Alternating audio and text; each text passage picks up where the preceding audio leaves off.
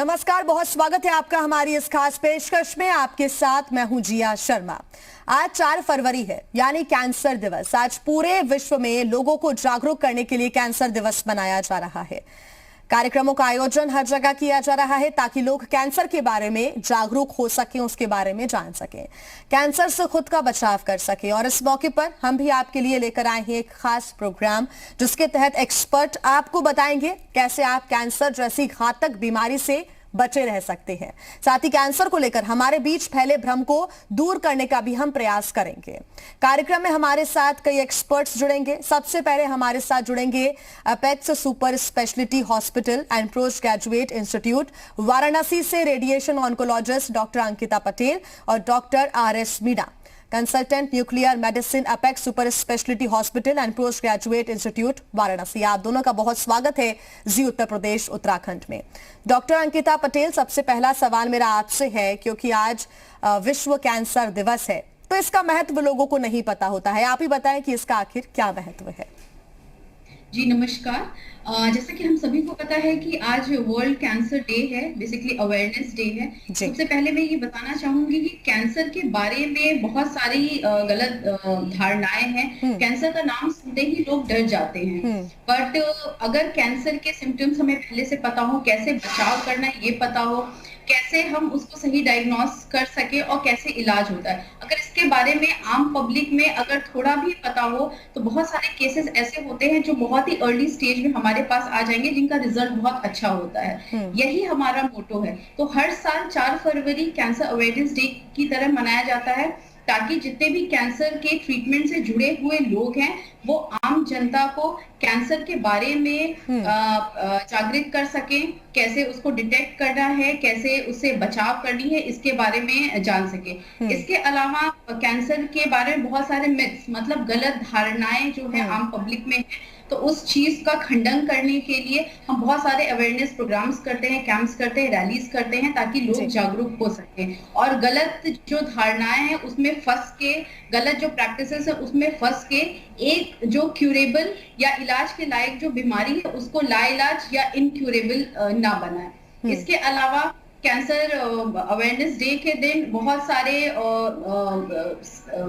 सरकारी और गैर सरकारी संस्थान सामने आते हैं कैंसर वाले पेशेंट्स हैं या जिनका ट्रीटमेंट चल रहा है उनकी मदद के लिए। तो एक अगर हम शॉर्ट में कहें तो पूरी दुनिया में जितने भी कैंसर से लड़ने वाले जो हमारे फ्रंट लाइन वर्कर्स है, उनका ये मोटो होता है या ये एम होता है कि आम पब्लिक जनता और जो फील्ड में काम करते हुए जो हेल्थ वर्कर्स है उनके बीच में कैंसर के बारे में ज्यादा से ज्यादा जागरूकता फैला सके। बिल्कुल डॉक्टर अंकिता, बहुत ही अच्छी जानकारी आपने दी है और वाकई आपने विश्व कैंसर दिवस के बारे में जो महत्वपूर्ण जानकारी साझा की है। और सबसे बड़ी हमारी भी यही टारगेट है कि लोगों के बीच मिथ को तोड़ा जा सके और उनके बीच इस डर को खत्म किया जा सके। डॉक्टर RS मीणा भी हमारे साथ बने हुए हैं। सर, आपकी नजर में क्या महत्वपूर्ण है आज के दिन को लेकर, और साथ ही एक टेक्निकल टर्म के बारे में भी आपसे हम जानना चाहेंगे। न्यूक्लियर मेडिसिन स्कैन के बारे में बहुत चर्चा हमने सुनी है, वो क्या होता है?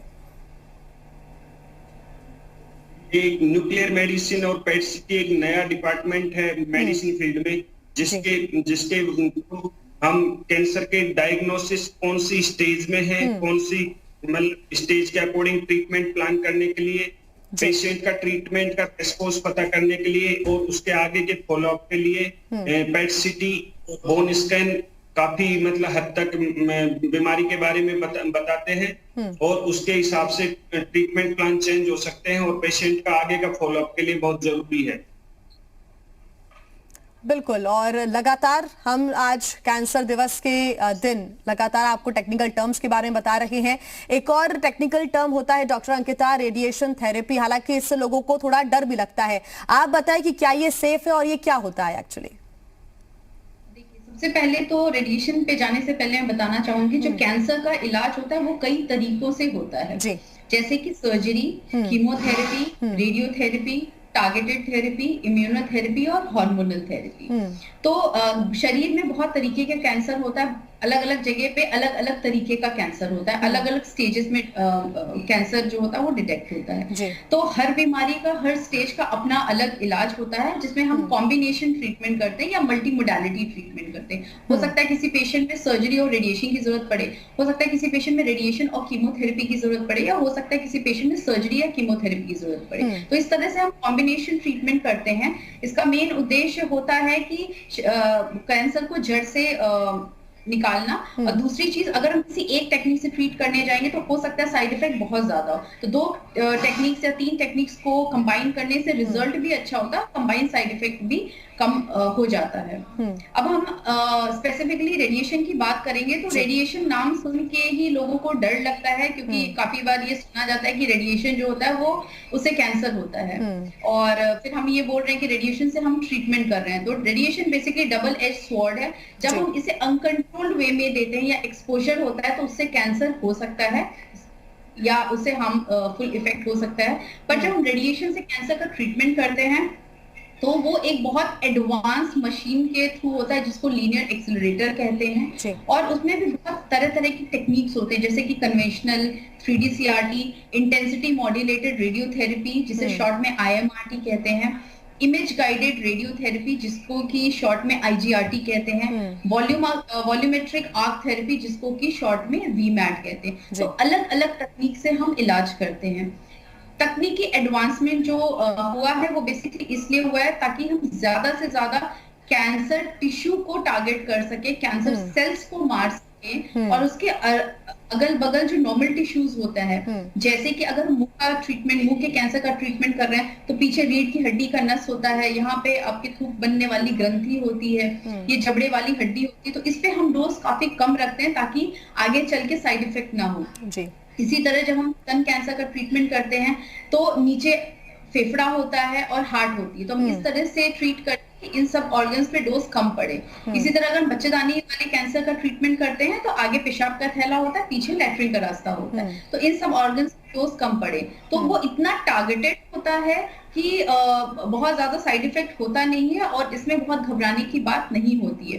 काफी बार तो ऐसा होता है कि सिर्फ रेडिएशन ट्रीटमेंट से ही कैंसर जो होता है खत्म हो जाता है। जैसे कि अगर हम बात करें महिलाओं में होने वाले बच्चेदानी के मुंह का कैंसर है तो उसमें सिर्फ रेडिएशन, बहुत ही लो डोज कीमोथेरेपी से ही वो काफी हद तक ठीक हो जाता है। ना केवल ठीक होने के लिए, कभी कभी क्या होता है कैंसर जब बहुत एडवांस स्टेज में चला जाता है, पूरे शरीर में फैल जाता है, या एज बहुत ज्यादा है, पेशेंट किसी इलाज के लायक नहीं है लेकिन उसे दर्द बहुत ज्यादा है, या फिर रीढ़ की हड्डी में कोई कैंसर बैठा हुआ है जो कि नस को दबा रहा है और नीचे पैरालिसिस हो गई है, या फिर गले में या लंग में ऊपर के पार्ट कोई बड़ा कैंसर है जिससे नसें दब रही है और मुंह में बहुत सूजन हो गया है, सांस लेने में बहुत ज्यादा दिक्कत होती है, जिसको हम SVC या सुपीरियर वेना केवा सिंड्रोम कहते हैं। तो ऐसे केसेस में क्या होता है 5 से 10 दिन के ही ट्रीटमेंट, मतलब 5 से 10 बार ही रेडिएशन देने से पेशेंट को काफी हद तक आराम मिल जाता है। तो रेडिएशन से घबराने की जरूरत नहीं है, रेडिएशन के लिए स्पेशलिस्ट होते हैं और बहुत ही हाई टेक टेक्निक्स आई। इनफैक्ट अगर हम ऑन्कोलॉजी की बात करें तो जो मान के चलिए 5 से 10 साल में जो सबसे ज्यादा डॉक्टर अंकिता, और यही हमारा लक्ष्य भी है कि जो अलग अलग प्रक्रियाएं होती हैं उससे लोगों को डर भी लगता है और यही वजह है कि वो आगे नहीं बढ़ पाते हैं। डॉक्टर RS मीणा, एक और प्रक्रिया का नाम है पैट सिटी प्रक्रिया, उसके बारे में आप दर्शकों को बताएं कि आखिर वो क्या होता है और इसे करने की आखिर जरूरत क्यों पड़ती है। क्योंकि अगर रेडिएशन नहीं हुआ तो बीमारी एक ऐसी जांच है कैंसर के विषय में जिसमें बहुत ही कम मात्रा में रेडियो आइसोटोप से लेबल करके मेडिसिन को शरीर में इंजेक्ट किया जाता है। वो जाकर अपनी, उसका नाम है फ्लूरोडीऑक्सी ग्लूकोज, वो अब शरीर में जहां जहां कैंसर की सेल्स ओवर ग्रोथ करती हैं उसमें जाके इकट्ठी हो जाती हैं और उसको हम पैट और CT स्कैन दोनों इमेज को मिला के उसका पूरा होल बॉडी का एक इमेज प्राप्त किया जाता है। उसके थ्रू हम कैंसर का पहले से ट्रीटमेंट करने से पहले हम ये पता कर सकते हैं कि कैंसर किस स्टेज में है, अर्ली स्टेज में है, एडवांस स्टेज में, शरीर के जैसे कहीं लंग में, लीवर में, ब्रेन में, बोन्स में कहीं फैल तो नहीं गया है, उसके बेसिस पे ट्रीटमेंट बदल जाता है। अगर केवल लोकल डिजीज होती है तो उसको सर्जरी करके आगे का ट्रीटमेंट प्लान कर सकते हैं, लेकिन अगर शरीर में जैसे हड्डी में या लंग्स में या लीवर में कहीं फैल गया है तो उसका ट्रीटमेंट प्लान चेंज हो जाता है शुरू में ही। तो इसलिए हमको ट्रीटमेंट शुरू करने से पहले स्टेजिंग के लिए जरूरी है।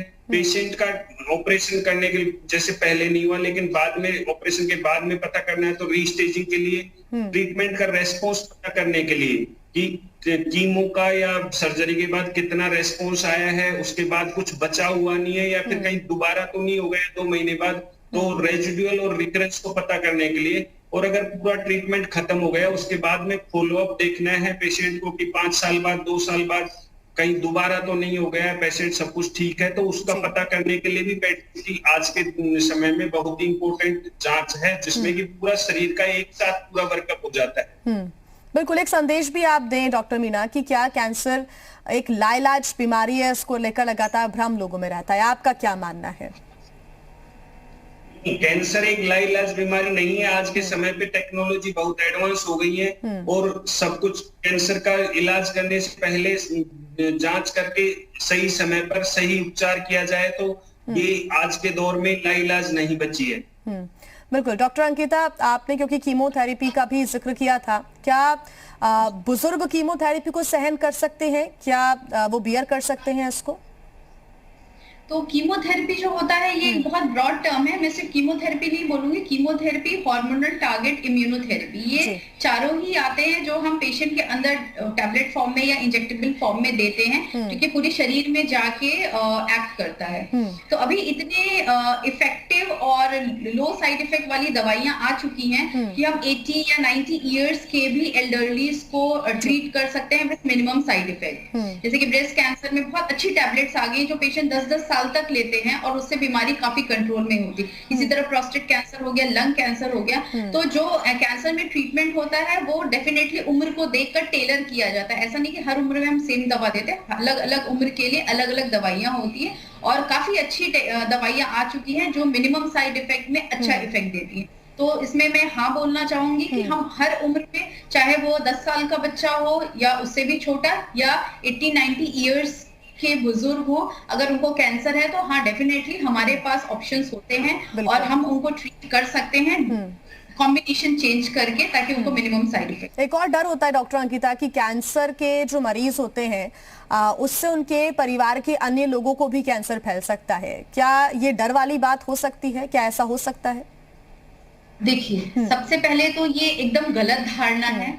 जो कैंसर के पेशेंट होते हैं वो वैसे ही बहुत कुछ झेल रहे होते हैं, ठीक है, तो उनको बहुत चाहिए कि उनको सपोर्ट मिले घर से, सबसे पहले घर से ही सपोर्ट मिले, प्यार मिले, साथ मिले। और काफी बार हमने देखा है कि लोग बच्चों को पास नहीं जाने देते, साथ में खाना खाने नहीं देते और या साथ में नहीं रहना चाहते, तो ये एकदम गलत धारणा है। कैंसर इन्फेक्शियस नहीं है, कैंसर छुआछूत की बीमारी नहीं है, कैंसर फैलता नहीं है। बिल्कुल, तो ये भ्रांतियों को दूर करने की जरूरत है और आपने वाकई बहुत ही अच्छे से सभी को एक्सप्लेन किया है। डॉक्टर अंकिता, डॉक्टर आयुष मीना, आपका बहुत धन्यवाद हमारे साथ जुड़ने के लिए। लेकिन हम अपनी चर्चा को ऐसे ही आगे बढ़ाएंगे। आज विश्व कैंसर दिवस है। अपनी चर्चा को आगे बढ़ाते हुए कुछ और भ्रांतियों के बारे में आपको हम सटीक और सही जानकारी देने की कोशिश करेंगे। एक छोटा सा, और हमारे साथ जुड़ रही हैं apex super speciality hospital and post graduate institute Varanasi से medical oncologist doctor Anushree Chaturvedi और डॉक्टर दीपक कुमार सिंह। इनसे अपनी चर्चा को आगे बढ़ाएंगे। डॉक्टर अनुश्री, सबसे पहला सवाल आपसे है कि आखिर जो कैंसर होता है उसके लक्षण क्या होते हैं और आज का दिन कितना महत्वपूर्ण है? पहला कि कैंसर क्या होता है, अगर लक्षण है तो हमें पहले ये देखना है कि कैंसर मेनली 2 प्रकार का होता है जी। हम उसको या तो सॉलिड कैंसर्स या फिर लिक्विड कैंसर्स में डिवाइड करते हैं। सॉलिड कैंसर हो सकता है शरीर में किसी भी जगह का, अगर वो मुंह का कैंसर है तो छाले की तरह, या डेंचर्स लूज करना, या कान में दर्द है, या खाने में दिक्कत हो रही है, आवाज का एकदम से सडनली बदल जाना, कहीं पे भी सूजन है। औरतों के अगर स्तन का कैंसर है तो वहां से कोई स्वेलिंग है या फिर कहीं डिस्चार्ज हो रहा है। अगर पेट का कैंसर है, पेट फूलने लग गया है, भूख कम लगना, एंडोमेट्रियल यानी बच्चेदानी का कैंसर है, पोस्ट मेनोपॉजल ब्लीडिंग जो बहुत बहुत इंपॉर्टेंट साइन रहता है। ब्लड कैंसर्स हैं तो पेशेंट को रहेगा फीवर है जो टूट नहीं रहा है, बहुत वेट लॉस हो रहा है, कमजोरी है, कहीं से भी ब्लीडिंग का कोई साइन हो रहा है, ब्लीडिंग हो रहा है, या फिर कहीं पे भी सूजन है, सर्वाइकल स्वेलिंग, गले में सूजन, बाह में सूजन, या कहीं पे भी सूजन है, तो हमें दो तरह से इसको देखना है, सॉलिड या लिक्विड का कैंसर। तो जो इस तरीके का कोई भी सिम्टम्स होता है तो फर्स्टली किसी के दिमाग में ये कैंसर नहीं आता, हम सोचते हैं कोई इन्फेक्शन है, टीबी है या कुछ और है। तो बेटर है कि अगर सही टाइम पे डायग्नोसिस बने तो सही इलाज और प्रॉम्प्टली इलाज चालू हुए। एंड ऑब्वियसली जो दूसरा क्वेश्चन है कि क्या महत्वता है, ये हमें जानने की जरूरत है। क्यों? क्योंकि कैंसर की अवेयरनेस है, that is a day to be celebrated so that people, हम लोगों को पता चले, एक जनरल लेमैन जो जनरल पॉपुलेशन है कि व्हाट इज कैंसर। क्योंकि अगर आप पूछें तो कैंसर अगर एक टर्म है बट उसके कितने टाइप होते हैं, किस तरीके से है, एंड इट इज कितना ट्रीटेबल, ये एक अवेयरनेस हमारी जनरल पॉपुलेशन में पहुंचे ताकि कॉस्ट और ट्रीटमेंट तो कम होगा ही, प्लस उसका इलाज के रिजल्ट बहुत अच्छे आएंगे। बिल्कुल डॉक्टर दीपक, क्योंकि लगातार हम ये लोगों तक जानकारी पहुंचाने की कोशिश कर रहे हैं कि कैंसर आखिर क्या होता है, कैंसर किस किस प्रकार का होता है, तो आप ही हमारे दर्शकों को बताएं कि इसके आखिर टाइप्स क्या होते हैं। तो जैसा कि आप देख सकते हैं, कैंसर ना कई तरीके से प्रेजेंट करता है, और जैसा मैडम ने बताया, कैंसर शरीर के किसी भी हिस्से में हो सकता है। तो शरीर के किसी भी हिस्से में किसी भी प्रकार की गांठ, कोई सूजन, कोई रंग या प्रकार में बदलाव, जैसे कि आप स्तन कैंसर ले लीजिए, उसमें अगर गांठ बनती है या फिर उसमें सूजन आती है या फिर लालिमा आती है या फिर कुछ पानी या फिर ना खून का रिसाव होता है निपल से, तो ये सब ना कैंसर की तरह प्रेजेंट कर सकते हैं। तो ऐसे ही बॉडी के प्रत्येक अंग में उनकी चाहे प्रॉब्लम कैसी भी हो, चाहे वो पथरी का कैंसर हो जिसमें बार बार दर्द होता है पेट में, लेकिन वो कैंसर का एक रूप हो सकता है। और कैंसर प्राय हर ऑर्गन में 2, 3 या 4 तरीके के आप कह सकते हैं पाया जाता है। पहला है अर्ली कैंसर। अर्ली मतलब जो बहुत ही शुरुआती है, इसका इलाज करना बहुत सरल होता है और मरीज को आसानी भी होती है। तो हम प्रेफर करते हैं कि सारे मरीज शुरुआती कैंसर लेके आए तो पूरे तरीके से कैंसर मुक्त होके क्योर हो सकते हैं। दूसरा है लोकली एडवांस्ड कैंसर, जो कैंसर अभी भी उसी जगह पे सीमित होता है, यद्यपि उसका इलाज करके आपको ना कीमो, सिकाई या फिर रेडियोथेरेपी और ऑपरेशन की भी जरूरत पड़ सकती है। तो ये सारा इलाज अगर आप खत्म करते हैं इंक्लूडिंग इम्यूनोथेरेपी, तो आप उस कैंसर को भी क्योर कर सकते हैं। तीसरा है मेटास्टैटिक कैंसर, जो फैला हुआ होता है। जो तो प्राय लोग घबराते हैं कि कैंसर फैल गया तो ये लाइलाज है, ऐसा बिल्कुल भी नहीं है। जैसा अनुश्री से समझेंगे, कीमोथेरेपी और इम्यूनोथेरेपी देने के बाद कहते हैं जो कैंसर को लाइलाज समझा जाता है, ऐसे मरीज भी कई साल तक अच्छे इलाज के दौरान जीवित रहते हैं। बिल्कुल बिल्कुल, थेरेपी की आपने बात की है डॉक्टर अनुश्री, थेरेपी के बारे में ही आपसे समझ लेते हैं, क्योंकि हमने कीमो, रेडियोथेरेपी, हार्मोनल थेरेपी हो, टारगेटेड थेरेपी, इम्यूनोथेरेपी के बारे में सुना है। आप हमारे दर्शकों को बताएं कि आखिर कैंसर के उपचार में इन तमाम थेरेपीज को किस तरह से प्रक्रिया वाइज, स्टेप वाइज आगे बढ़ाया जाता है। बेसिकली जो कैंसर का इलाज है, पहले बात तो ये समझा जाए कि हम या कीमोथेरेपी, टारगेटेड या कुछ भी कह रहे हैं, 3 मोडालिटीज ऑफ ट्रीटमेंट है, जैसे कि radiation oncology, surgical oncology and medical oncology. कभी ये साथ में दिया जाता है, देन वो कॉन्करेंट कहलाता है। कभी पहले दिया जाता है तो न्यू एडजुवेंट, बाद में एडजुवेंट, और सिर्फ कीमो चलता है तो पैलिएटिव। तो ये एक cancer treatment is a group management, जहाँ पे तीनों किसी ना किसी स्टेज ऑफ कैंसर में यूज होता है। नाउ द नेक्स्ट की कीमोथेरेपी। पहले जैसे आपने भी सुना होगा, एक जनरल ट्रेंड है, कीमो है कि बाल झड़ रहे हैं, उल्टियां बहुत हो रही हैं, झेलना मुश्किल हो रहा है। बट जिस तरीके से साइंस डेवलप हो रही है, उसी तरीके से हमारी आज की जो दवाइयां हैं, जो रिसर्च है, उससे बहुत डेवलपमेंट हो चुका है। कीमोथेरेपी से बढ़ के अब आया है टारगेटेड थेरेपी, मतलब कि हम उस कैंसर को उस कैंसर के तरह इलाज किया जाए, ना कि बीमारी को। अब जो कैंसर की सेल है उसका हम मार्कर्स लगाते हैं और उसके अकॉर्डिंग हम पेशेंट को दवाई देते हैं। दैट इज मैक्सिमम बेनिफिट है विद मिनिमम साइड इफेक्ट्स है। दूसरा होता है अभी है हार्मोनल थेरेपी। हमारी बॉडी जो है वो एक तरीके से केमिकल्स की मशीन है, हार्मोन की मशीन है। इसी को हम मैनिपुलेट करते हैं सिंपल इंजेक्शन या टैबलेट के थ्रू, ताकि ग्रोथ ऑफ कैंसर का जो है बढ़ाना उसको रोका जाए। तीसरा है जो अभी लेटेस्ट है, दैट इज इम्यूनोथेरेपी, जो अभी एकदम वो है या फिर सबसे ज्यादा पॉपुलर है, या अभी लेटेस्ट रिसर्च आई है, और जिसका मैं कहना चाहूंगी कोविड ट्रीटमेंट में भी उसका शामिल हुआ था। इम्यूनोथेरेपी का बेसिकली मतलब है कि हम हमारे ही इम्यून सिस्टम को इतना सजग करें या उसको एक्टिवेट करें कि वो कैंसर सेल्स को मार सके। तो ये वेरियस ट्रीटमेंट या वेरियस पद्धति से हम उसका इलाज पॉसिबल है, और हर स्टेप उसका साइड इफेक्ट देखा जाता है पेशेंट के अकॉर्डिंग, झेल सकता है, क्या स्टेज है, किस तरह की बीमारी है, उस अकॉर्डिंगली उसका ट्रीटमेंट पॉसिबल है। बिल्कुल, बहुत अच्छी जानकारी आपने थेरेपीज को लेकर दी है। डॉक्टर दीपक, क्योंकि आज के दिन हम लोगों का डर दूर करने की भी कोशिश कर रहे हैं, बायोप्सी को लेकर भी एक डर रहता है कि उसको करने से कैंसर और ज्यादा बढ़ जाता है, ये भी एक भ्रम है लोगों में, आपका क्या मानना है? ये आपने बिल्कुल सही कहा, ये एक बहुत बड़ा और इम्पोर्टेंट सवाल है। कारण इसलिए कि ना कई बार आप देखेंगे मरीज बहुत ही मन बना के और इलाज कराने आएंगे और बायोप्सी के नाम से तुरंत भाग जाएंगे। तो कारण ये है कि जब ना कैंसर आपको अपनी आंख से दिखने लगता है, सर समझ लीजिए वो 2 सेंटीमीटर का है या 4 सेंटीमीटर का, अगर आप कोई इलाज भी नहीं कराएंगे तो आपका कैंसर बढ़ता रहेगा, बिना इलाज के कैंसर नहीं रुकने वाला। तो होता क्या है, बढ़ने की प्रक्रिया के दौरान आप कभी एक जगह बीच में जाके बायोप्सी करा लेते हैं, तो लोग बायोप्सी को और उस बढ़ने की प्रक्रिया को जोड़ने लगते हैं। बायोप्सी कराने के बाद रिपोर्ट आती है 4 से 10 दिन में, उस दौरान कभी कभी ना बायोप्सी के बाद थोड़ा दर्द और सूजन महसूस होती है। दर्द की वजह से जो एक बॉडी का नॉर्मल रिएक्शन और रिस्पॉन्स है उसके लिए एंटीबायोटिक्स दी जाती हैं। तो अगर गांठ आपको लग रहा है बहुत तेजी से बढ़ रही है तो इन्फेक्शन की वजह से हो सकती है, ना कि बायोप्सी की वजह से कैंसर बढ़ना। इसकी दवाएं हम आपको हमेशा देते हैं। और दूसरी बात है, आजकल बहुत ही नए नए ऐसे सिस्टम्स हैं जो कि स्पेशलाइज्ड सेंटर्स में यूज किए जाते हैं, जिससे ना बायोप्सी के दौरान बिल्कुल भी बायोप्सी के जो मतलब जो कीटाणु होते हैं या फिर जो सेल्स या कोशिकाएं होती है कैंसर, उनको फैलने का कोई भी ऐसा रिस्क बिल्कुल भी नहीं पाया गया है। और ऐसी बहुत सारी स्टडीज कई सालों पहले बहुत बार हो भी चुकी हैं। तो आप बिल्कुल निश्चिंत रहें, और अगर आप बायोप्सी कराते हैं तो आपके जो ट्रीटमेंट है उसको एक स्पेशल ना मतलब गाइडेंस देगा, वो इलाज करने में आपकी आसानी भी होगी। और ऐसा देखा गया है, जो मरीज शुरुआत में ही बायोप्सी कराते हैं उनका जीवन काल कैंसर इलाज के बाद भी लंबा होता है। तो इसका कारण क्या है किसी को पता नहीं, लेकिन ये सच है।